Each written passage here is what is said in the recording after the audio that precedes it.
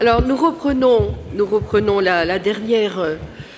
session de l'après-midi par un exposé de Jean-Pierre Clairaut, que je connais depuis de longues années. Nous avons été collègues à l'Université de Rouen.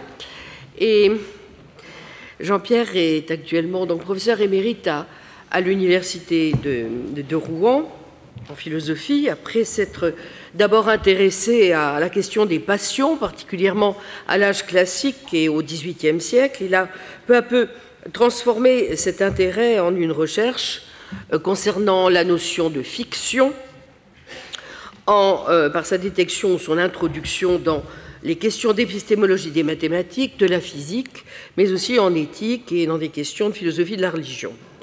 D'où son attention incessante depuis des décennies à la philosophie de Pascal, bien sûr, qui, s'il n'utilise guère ce vocable comme tel, ne cesse d'avoir recours à son mode de pensée dans les divers domaines que nous venons de rappeler. J'en ai dit un mot très très rapide d'ailleurs ce matin en évoquant ce que Jean-Pierre appelle la physique topique de Pascal. Donc, une large part des publications de Jean-Pierre Clairaut portent sur cet aspect aussi sensible chez Pascal qu'il sera théorisé dès la fin du XVIIIe siècle jusqu'à nos jours chez d'autres auteurs. Donc, c'est avec une très grande joie que je l'accueille parmi nous aujourd'hui et que je lui laisse tout de suite la parole, cher ami. Bien, je remercie Claudine Tiercelin de ces mots d'introduction. Et de cette invitation ici au Collège de France. Alors, mon propos est, pour une partie, très proche de ce qui vient d'être dit par Michael Kozik, mais moi qui me croyais relativement loin des questions historiques, finalement, je me trouvais beaucoup plus proche de l'histoire que je ne croyais, puisque mon propos va beaucoup mieux coller, si j'ose dire, à ce que dit Pascal. Donc je vais revenir au fond, au moins pendant une première partie de mon exposé, à peu près aux mêmes questions, mais essentiellement vu, disons, du point de vue de Pascal, beaucoup plus peut-être. Alors, lorsqu'on lit les récentes lettres à Pascal réunies par Alain Cantillon, on n'est pas surpris de voir beaucoup de déclarations de sidération devant les monuments que sont les pensées et les provinciales, en soulignant précisément le caractère intempestif de l'auteur. Il est beaucoup plus rare, en revanche, que les auteurs du collectif auquel je fais allusion s'interrogent sur le même sentiment qui saisit lorsqu'on lit ces mathématiques. Et ils s'autorisent même souvent, ces auteurs, à mettre à part, pour n'en plus parler, le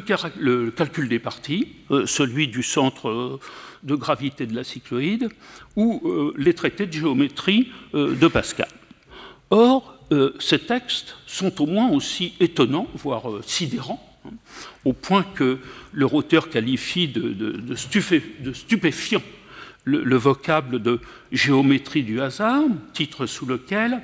eh bien, il donne quelques résultats importants du calcul des parties. Donc aussi étonnant que le sont les travaux proprement philosophiques, même s'ils sont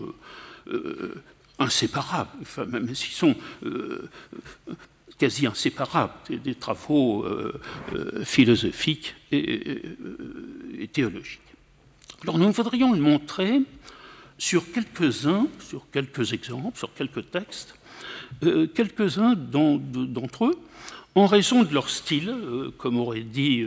Gilles Gaston Granger, qui, s'il cite Pascal,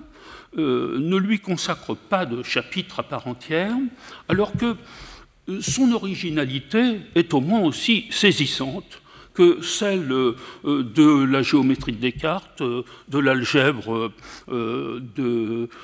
Fermat, du brouillon projet de Desargues, des façons de démontrer de Cavalieri, de Newton, de Huygens, et bien sûr de Leibniz, qui avait pris la mesure de la singularité de Pascal. C'est donc de style dont il sera question,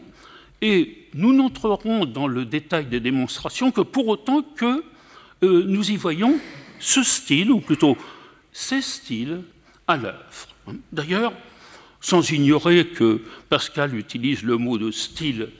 pour qualifier son travail mathématique, on pourrait se demander s'il s'agit même chez lui de démonstration au sens où on l'entendra postérieurement, tant sa manière de démontrer est peu commune. Alors nous allons prendre pour fil conducteur celui qui relie des événements saillants du calcul des parties, en examinant comme autant de résonances ce qui se passe pour les problèmes de la cycloïde, selon l'étrange et fascinante façon dont Pascal les résout, puisqu'il vivait cette heureuse époque où les mathématiciens avaient un style et où ils se jugeaient les uns les autres sur ce style. Il se pourrait que, plus que les autres, Pascal fasse son affaire de presque tous les styles pour trouver le sien, et que, faisant feu de tout bois, si je puis dire, eh bien, son art consiste en raccordement de mathématiques différentes auxquelles il donne un style bien à lui. Ces raccordements n'étant possibles que par un jeu de création de symbolisme spécifiques, géométriques, algébriques, arithmétiques, et de la langue usuelle, de la langue vernaculaire. Commençons par le faisceau de quelques-unes des plus saisissantes de ces originalités que nous trouvons dans la fameuse correspondance de 1654 avec Fermat, dont il vient d'être question, qui sont reprises très peu de temps après, jusqu'à un point final dans un traité du triangle arithmétique, lequel donne aux yeux des deux correspondants une forme recevable à la solution du problème qui ne sera plus remise en cause par les mathématiciens qui suivront. Pascal présente sa solution du calcul des parties, qui consiste, cela vient d'être dit, à établir combien il serait équitable de donner à chacun des joueurs qui participent à un jeu de hasard, que ces joueurs soient au nombre de 2, 3, ou, quoique Pascal ne l'envisage pas directement, en nombre quelconque, lorsque le jeu doit s'interrompre brusquement et de façon imprévisible pour chacun des joueurs. Le problème n'est pas nouveau, et Ernest Coumet, par exemple, a su retracer l'histoire de ces solutions prétendues qui pêchent toutes, à l'exception de celle de Cardan, par une prise en compte exclusive ou excessive du passé du jeu, alors qu'il s'avérera, et cela a été tout à fait souligné par mon prédécesseur, alors qu'il s'avérera que seul est à considérer l'avenir du jeu pour dénouer la difficulté de ce qui doit être donné à chacun pour résoudre le problème, qui est autant un problème de droit ou d'éthique qu'un problème de mathématiques. À tel point qu'on pourrait se demander si les mathématiques ne sont pas là que pour mettre en forme une façon équitable de se conduire, c'est-à-dire qu'il ne soit plus héristique ni discutable. Le point important, et il doit être regardé de près, car le perdant doit, dans la solution pascalienne, donner beaucoup par rapport à ce que, intuitivement, il nous paraît devoir donner, et à ce que les mathématiciens précédents lui accordaient de reprendre de l'enjeu global. L'habileté de Pascal consiste à mettre les joueurs en position de dialogue, ou plutôt de monologue du gagnant qui convainc le perdant de ce qu'il lui doit. Un perdant qui ne répondra pas et dont on imagine alors qu'il consent à ce que lui dit le gagnant, précisément parce qu'il ne rétorque pas. On prendrait bien à tort une intervention impromptue, presque décisive, du gagnant pour une simple présentation rhétorique de Pascal dans sa lettre à Fermat du 29 juillet 1654. Car loin d'être l'habillage mathématique d'une notion qui serait celle de probabilité, le mot de probabilité n'apparaît guère dans le texte, l'attitude mise en scène par Pascal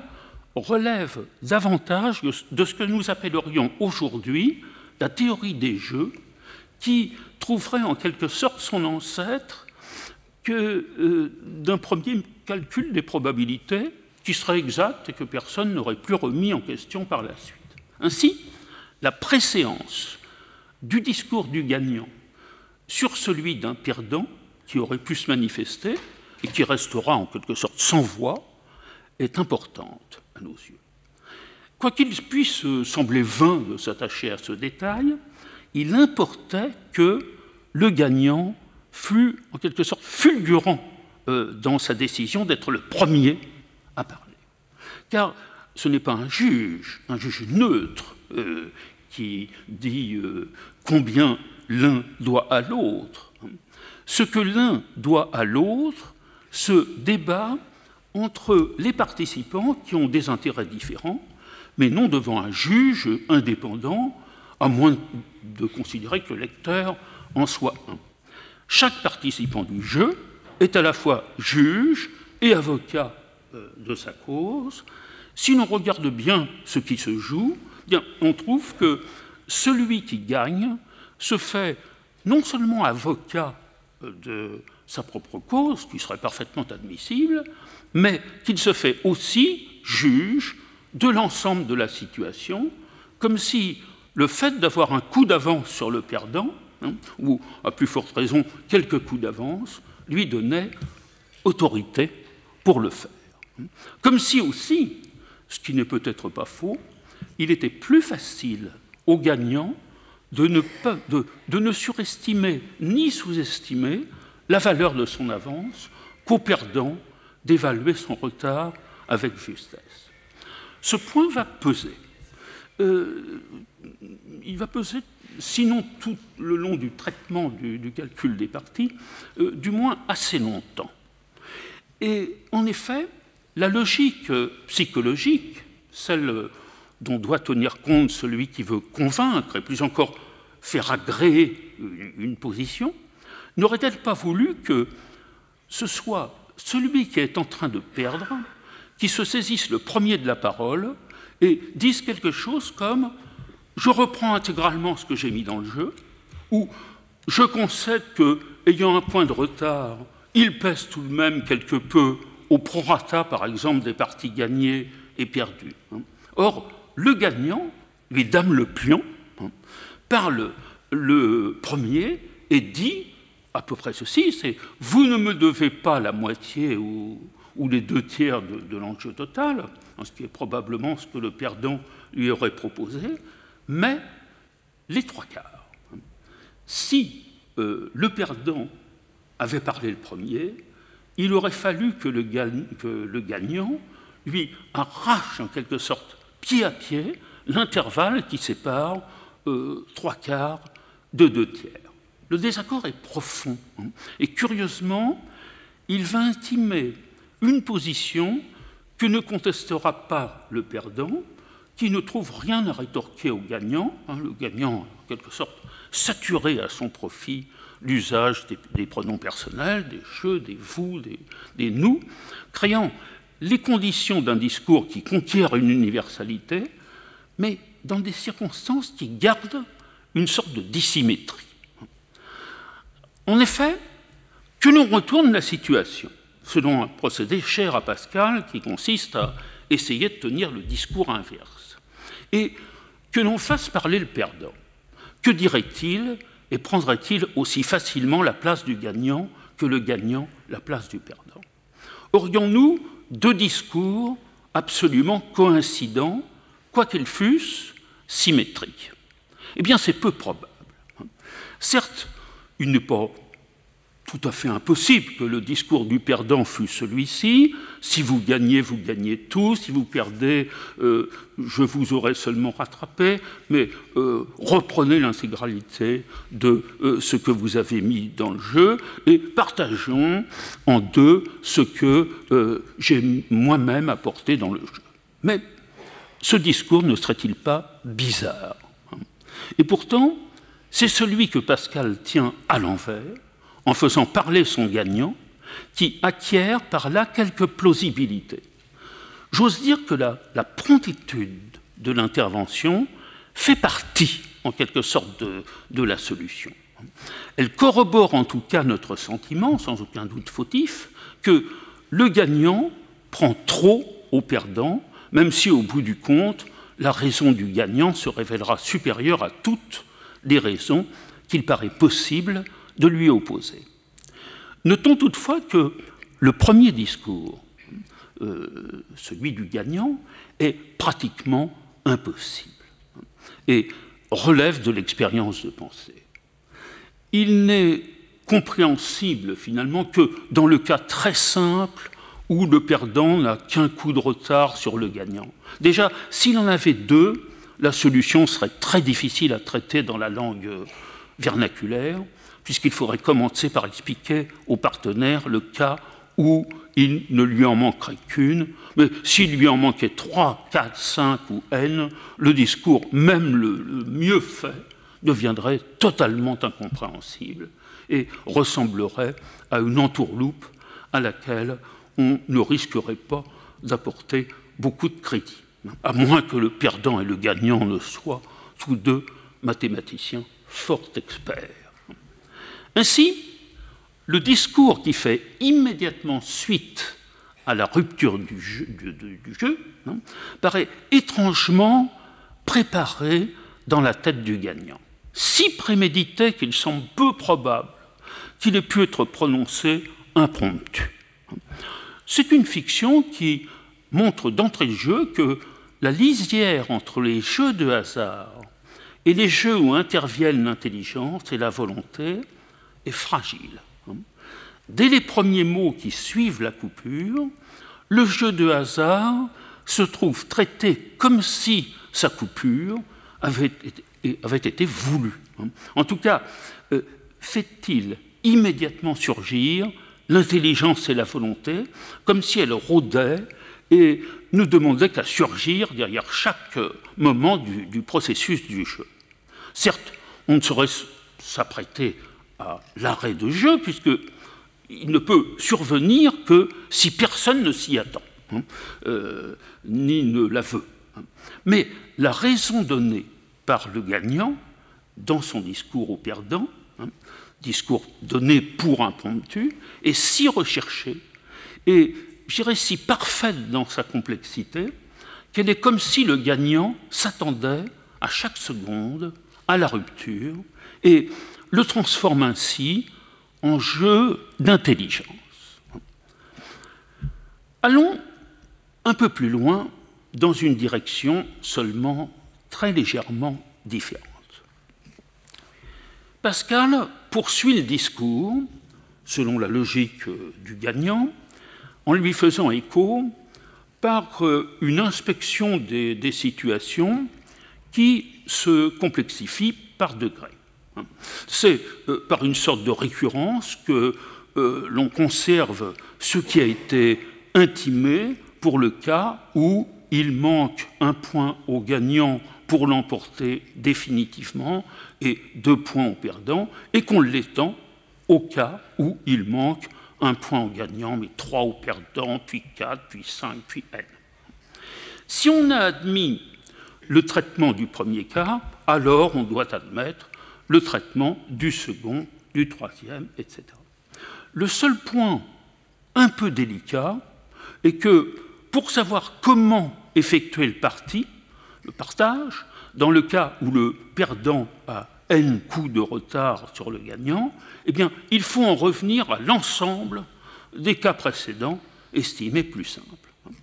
Il ne se passe plus rien désormais d'extraordinaire, sinon que, sans nous en rendre compte, nous sommes en train de tracer les côtés d'un triangle, qui est dans l'exemplier, d'un triangle ou d'un carré, dont les bords sont constitués par l'inscription de points caractéristiques, symétriques par rapport à la diagonale, qui figurent les proportions dans lesquelles A est gagnant, à un point du but près, par rapport au perdant, tandis qu'on a le symétrique de l'autre côté de la diagonale, si B est le gagnant à un point près du but, tandis que A est perdant dans des positions que l'on peut mettre en ordre. Mais que se passe-t-il quand on dépasse les cas simples, au bout du compte peu fréquents, et quand on se trouve dans les cas où le gagnant n'a plus seulement un point qui le sépare du but pour gagner l'ensemble de la mise, mais 2, 3, 4, n points, tandis que l'autre a un autre nombre complémentaire, si je puis dire. Car dans un jeu où il faut gagner 4 points, il aurait pu rester sur les 8 parties théoriques à jouer, seulement 2 au gagnant et 6 à l'autre, ou 3 au gagnant et 5 à l'autre. Alors quel est le discours qui, je vais dire compréhensible intuitivement, enfin dans la langue vernaculaire, aurait pu être tenu? Un tel discours est évidemment immédiatement impossible. Pascal met alors en place une autre procédure, qui conserve la précédente, mais qui en étend en quelque sorte la puissance de généralisation. Il l'énonce en ces termes généraux dans la langue usuelle. Je vous lis donc ce texte de Pascal. Si 2 joueurs jouent à un jeu de pur hasard, à condition que si le premier gagne, il lui reviendra une certaine somme, et s'il perd, il lui reviendra une moindre, s'ils veulent se séparer, le mot volonté y est, s'ils veulent se séparer sans jouer, et prendre chacun ce qui leur appartient. Le parti est que le premier prenne ce qui lui revient en cas de perte, et de plus, la moitié de l'excès, dont ce qui lui reviendrait en cas de gain surpasse ce qui lui revient en cas de perte. Alors, ce qui est intéressant ici, dans ce texte, c'est que ce texte ainsi rédigé par Pascal, ce brillant Pascal qui vainc les difficultés d'expression les plus complexes, quand il est lu pour la première fois, est absolument incompréhensible. Quoiqu'il soit rédigé à la perfection dans la langue usuelle. Cette fois, la récurrence s'éloigne des bords du triangle ou du carré, et le discours mathématique qui entrelace les parcours prend l'allure d'une sorte d'échelle de Jacob qui paraît s'élancer et tenir dans le vide. Elle n'est rendue compréhensible que si on formalise ce qui vient d'être énoncé en langue vernaculaire et fait ainsi mieux comprendre ce qui était énoncé précédemment, et que ce qui était énoncé justement précédemment n'était que des cas particuliers prélevés sur une généralité que désormais il est possible de traiter. Alors c'est la formalisation, laquelle ne saurait se dire, mais seulement que s'écrire, qui rend énonçable la règle que nous avons lue dans les termes de la langue vernaculaire. Le concours de deux discours qui ne peuvent se parler séparément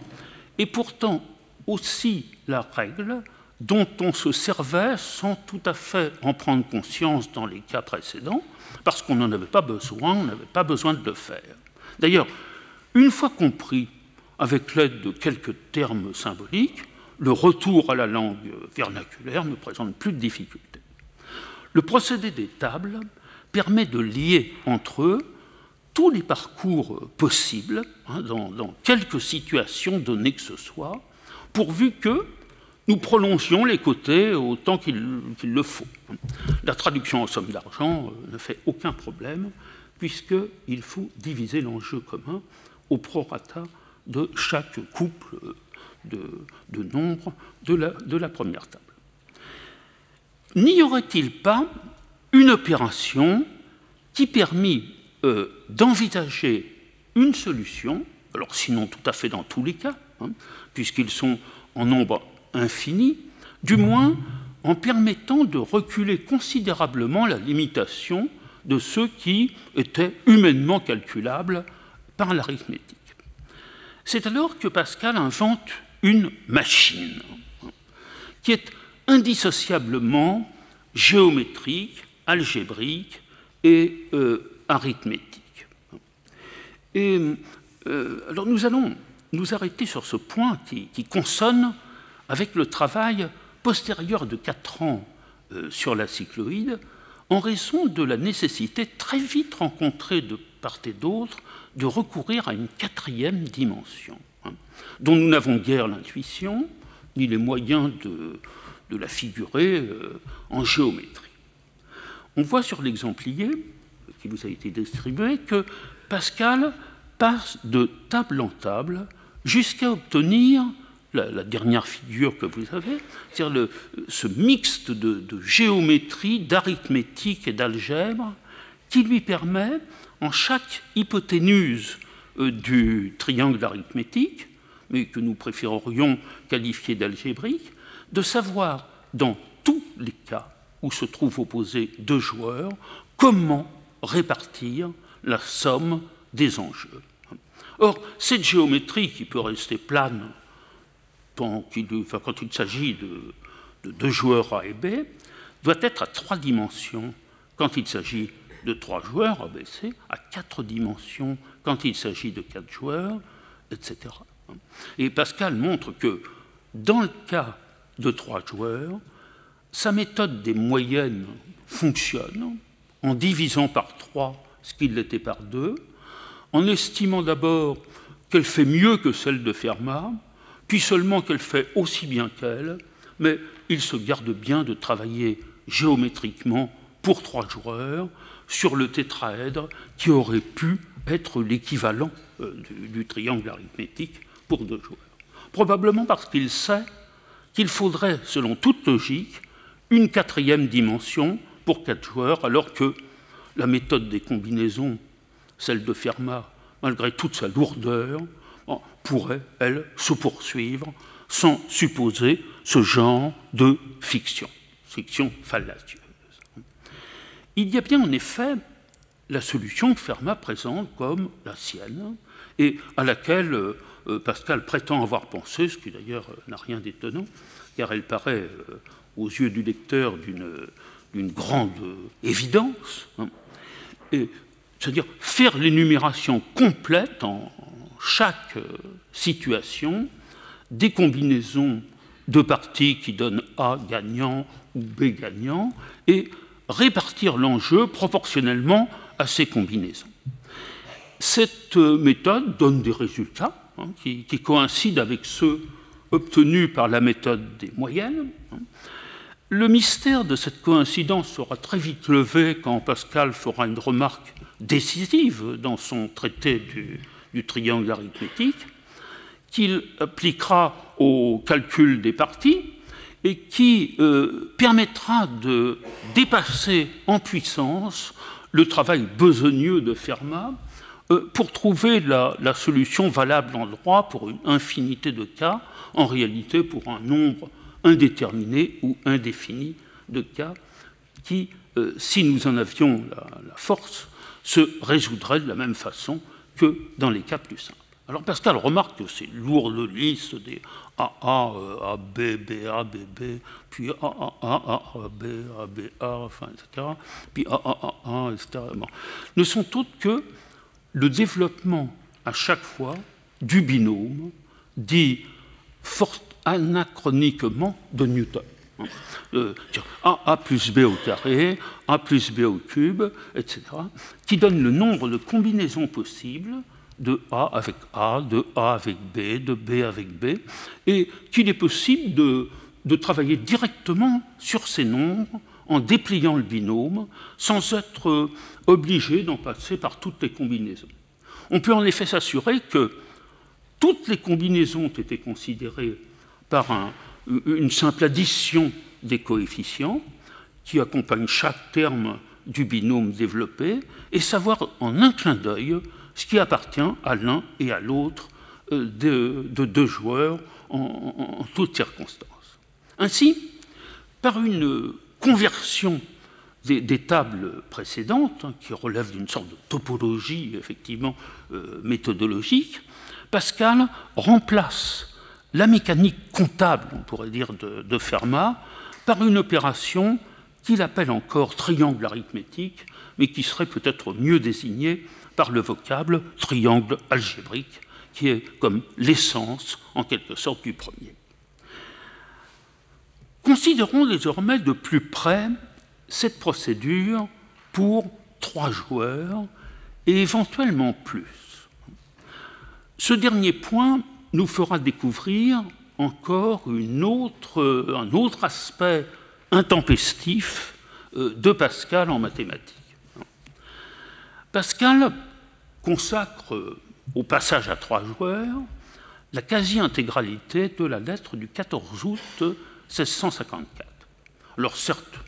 on ne rencontre pas plus d'obstacles à traiter des polynômes qui comportent plus de 2 termes qu'à traiter des binômes. Il n'est pas plus difficile de calculer a plus b plus c au carré ou a plus b plus c au cube, etc., que de calculer a plus b au carré ou a plus b au cube. C'est simplement plus fastidieux, mais cela peut être fait une fois pour toutes. En revanche, ce qui change, c'est que la construction du triangle algébrique, ne peut plus cette fois fonctionner. Il faudrait, pour y parvenir, user de 3 dimensions afin d'inscrire les résultats de chaque joueur et fabriquer ainsi une sorte de tétraèdre défini par tout un nuage de points caractéristiques. Alors, ce n'est certes pas impossible, mais ce qui faisait le principe de la machine géométrico-algébrique que nous avons vu fonctionner en considérant les rapports sur les hypoténuses, n'aurait plus guère ici qu'une valeur observante et sans intérêt pratique. C'est sans doute ce qui explique que les mathématiciens, même les plus chevronnés, ne se soient pas lancés dans l'aventure de constituer le tétraèdre à fond mouvant, si je puis dire, qui pourrait résulter de l'ordonnancement des situations résultant de la présence de 3 joueurs. Paul-Louis Hennequin esquisse bien un polyèdre, mais celui-ci demeure inachevé et son destinateur s'en tient aux prémices sans donner plus d'indications précises. Il n'y en a pas non plus chez Pascal, qui ne consacre plus aucun effort en vue de créer pour 3 joueurs une machine équivalente à celle qui fonctionnait pour 2. Il en reste à sa méthode des moyennes, comme il l'appelle, en divisant par 3 ce qu'il divisait par 2, et il commence par montrer que sa méthode, différente de celle de Fermat, est plus sûre qu'elle, qui consiste à déployer donc les combinaisons du polynôme, ce à quoi le destinateur de l'objection répond qu'il faut retirer de l'ensemble des combinaisons celles qu'il n'y aurait pas lieu de considérer, de jouer, puisque le sort aurait déjà désigné le vainqueur. Quand on considère l'ordre dans lequel se déroulent les coups qui restent à jouer, on ne les compte pas de la même façon pour 3 joueurs que pour 2. Alors Pascal semble alors désireux de refermer très vite le dossier lorsqu'il paraît lui suffire au fond que sa méthode obtient des résultats qui coïncident avec ceux de Fermat. Je cite « Votre méthode est entièrement vôtre », écrit-il dans la lettre du 27 octobre 1654, qui sera la dernière sur la question, et n'a rien de commun avec la mienne, et arrive au même but très facilement. Voilà notre intelligence rétablie. Alors, je ne cherche pas évidemment ici, à la place de Pascal, comment il se fait que les 2 méthodes celle des moyennes et celle des décomptes des combinaisons coïncident pour 3 joueurs. Et je ne tente pas non plus d'achever par mes propres moyens le schéma de Hennequin. Je ne sais d'ailleurs pas si, pour 3 joueurs, il donnerait des résultats aussi éclatants et rendrait les mêmes services que ceux qu'il rend pour 2. Il semble que dès qu'il s'agit de 3 joueurs, de 4 ou plus, à plus forte raison de N joueurs, il faille se contenter de la méthode des moyennes si on veut à tout prix éviter le jeu combinatoire qui, lui aussi, est déployable a priori, certes, mais à condition cette fois qu'il soit épuré par un tri de ce qu'on pourrait appeler les fausses solutions, tri dont on ne peut éviter totalement l'empiricité, puisque pour développer les combinaisons, on fait comme si on devait continuer le jeu alors que le gagnant est déjà désigné par le sort. Mais tentons tout de même de progresser d'un cran avant de conclure. Si l'on peut encore tracer le tétraèdre pour 3 joueurs, sans dépasser une abstraction assez désertique, qu'en serait-il avec 4 qui requerraient à la fois inévitablement et sans aucune intuition possible des volumes de 4 dimensions? Pascal ne parle pas ici, dans le cas du calcul des parties, de ces sursolides qui seraient, en dépit de leur caractère plausible, sans grand usage dans son calcul des parties. En revanche, ils sont de grand usage pour calculer les centres de gravité de volume qui contiennent des surfaces déterminées par des cycloïdes. Pascal s'en donne la possibilité, dont on se sert, comme on se sert d'une fiction, dont il serait possible d'être blessé, comme il dit, sans qu'il y ait rationnellement lieu de l'être. En effet, il est assez curieux que les êtres de 3 dimensions qu'il engendre par ces sommes de sommes, sommes triangulaires, des sommes triangulaires ou sommes pyramidales qu'ils somment, ne semblent pas moins imaginaires que ceux qui comportent 4 dimensions. Toutefois, Pascal estime qu'ils peuvent le sembler davantage aux yeux de son lecteur, et il se prémunit contre la réaction qui mettrait en cause qu'il puisse y avoir alors, en mathématiques, des imaginaires de degrés supérieurs à d'autres, ou des entités qui seraient en quelque sorte plus réelles que d'autres, elles-mêmes estimées plus fictives. C'est pourquoi, s'il justifie son usage des 4 dimensions d'une façon qui montre bien la parenté de sa démarche avec celle de Desargues, c'est-à-dire d'une relativité totale entre les volumes, les surfaces, les lignes, estimant que pour installer un espace, il faut toujours un autre espace qui possède d'autres propriétés, eh bien Pascal n'en mêle pas moins lui-même le cœur aux mathématiques. Quand, par exemple, il s'agit de décider que l'espace a 3 dimensions et de poser que cela se sentirait avec une sorte de nécessité, et comme s'il se fût agi d'un socle indispensable en géométrie, ce que nous apprécions désormais comme un étrange défaut qui coûtera cher à Pascal. Ce prétendu sentir que l'espace à 3 dimensions agit comme un frein à son invention, qui est pourtant prodigieuse en géométrie.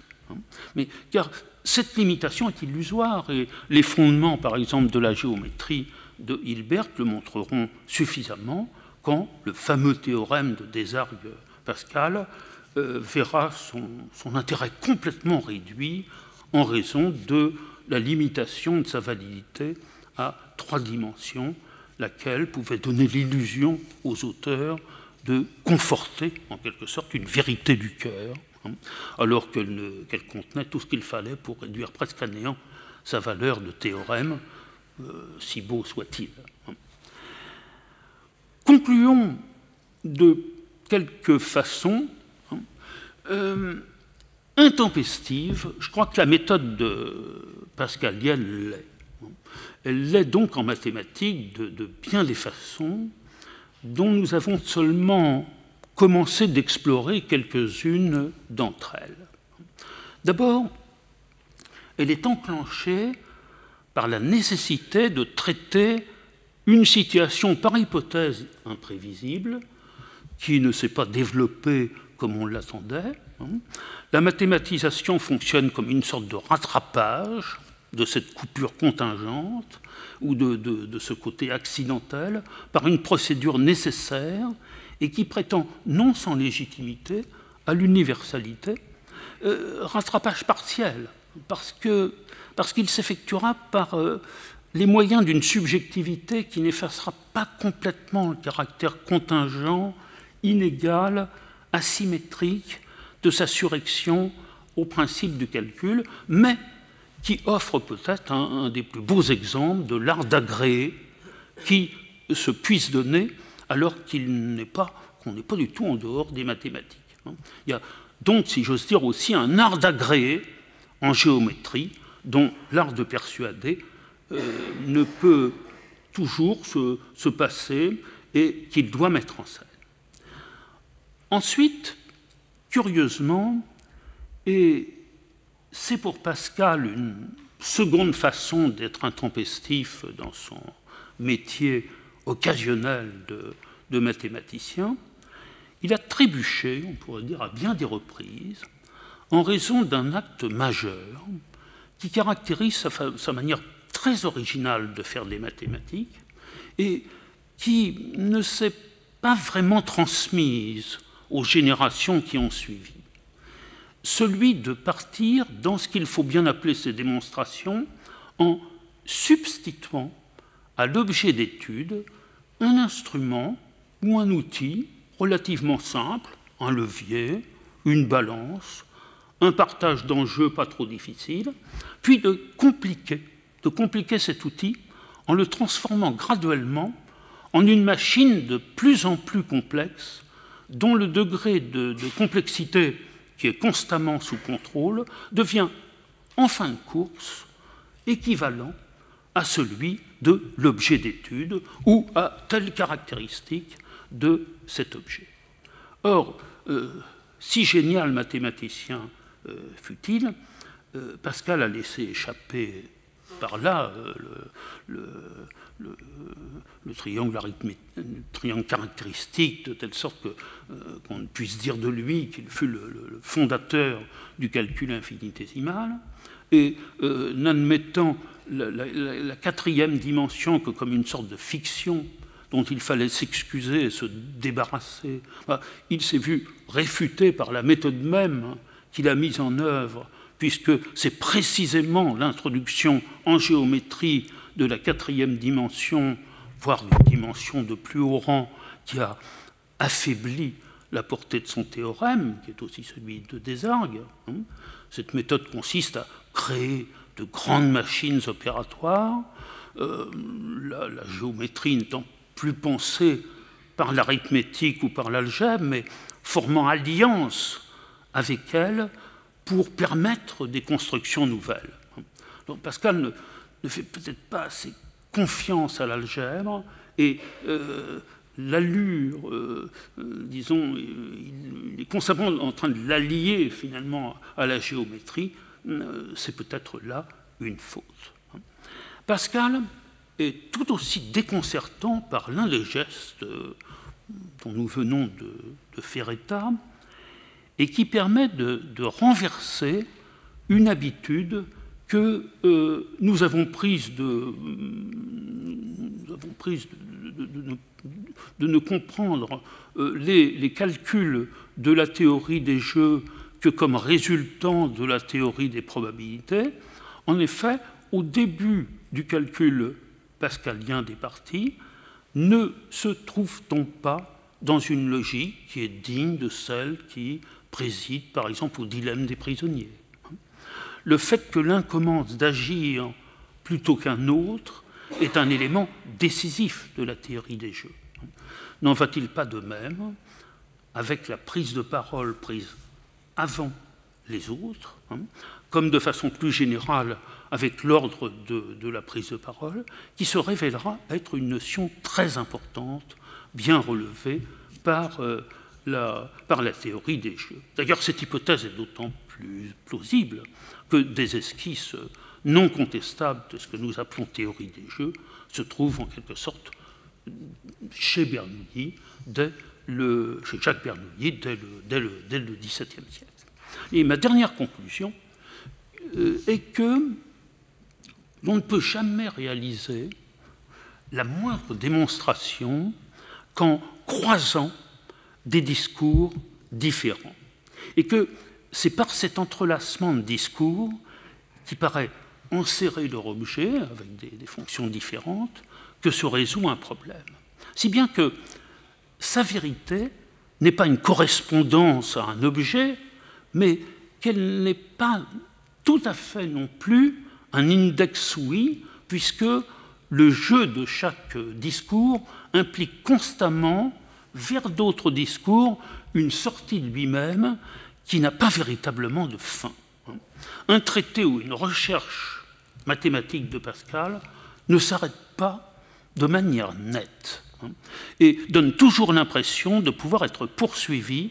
en de multiples sens jusqu'à sa réfutation. Il n'y a pas de voie unique, au fond, pour résoudre les problèmes en mathématiques. Il n'y a, comme le disait Poincaré, que des problèmes plus ou moins résolus. Et sans le sens du complexe et du pluriel, on ne se sort pas de la mathématique pascalienne.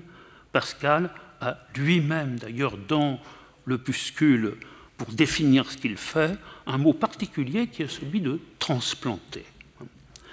Ainsi, n'imitant rien, trouvant en quelque sorte leur logique propre dans un acte de substitution plutôt que de représentation, ayant tout de même une fonction qui est celle de résoudre un problème ou une difficulté, étant susceptible de transplantation, on pourrait se demander si les démonstrations pascaliennes ne sont pas de l'ordre de prothèses. Alors certes, dans le sens logique de ce qui précède la dernière ligne du théorème qu'il s'agit de produire, mais aussi d'organes substitutifs, comme on corrige en quelque sorte la défaillance d'un infirme dans le sillage de la machine arithmétique, dont les contemporains ont tout de suite compris qu'elle n'était pas une machine comme les autres, dans son remplacement réussi et son augmentation d'au moins une des fonctions de l'entendement. Voilà, je vous remercie. Merci.